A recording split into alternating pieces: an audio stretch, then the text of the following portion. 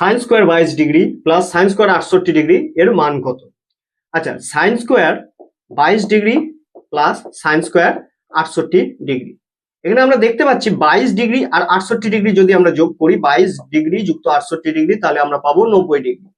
যদি আমরা 22 ডিগ্রিকে রিপ্লেস করতে চাই, অর্থাৎ 22 ডিগ্রিকে চেঞ্জ করতে চাই, তাহলে 22 ডিগ্রির জায়গায় আমরা বসাবো 90 ডিগ্রি মাইনাস 68কে বাঁ দিক থেকে ডান দিকে যদি নিয়ে যাই তাহলে মাইনাস 68 ডিগ্রি, অর্থাৎ 22 ডিগ্রির জায়গায় আমরা বসাতে পারি 90 ডিগ্রি মাইনাস 68 ডিগ্রি।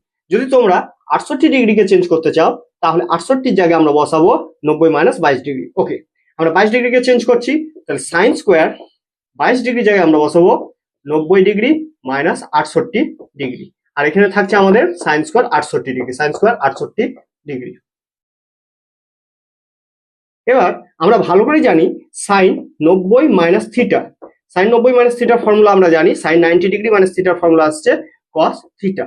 এখানে থিটাকে যদি আমরা 68 ডিগ্রি ধরি, স্কোয়ারটাকে আমরা এখন ইগনোর করছি, sine 90 minus theta, sine 90 minus theta কি হয়? Cos theta. Sine 90 minus theta it is cos theta, cos theta মানে এখানে কস 68 ডিগ্রি।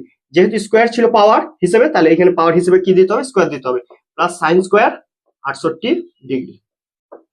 এখন থিটাকে মনে মনে আমরা 68 ডিগ্রিকে যদি মনে মনে থিটা ধরি, তাহলে এটা কস স্কোয়ার 68 ডিগ্রি যুক্ত সাইন স্কোয়ার 68 ডিগ্রি, এটাকে আমরা বলতে পারি sine square theta plus cos square theta, sine square theta plus cos square theta, তার মানে হচ্ছে যার ভ্যালু 1, অতএব আমাদের উত্তর হবে 1।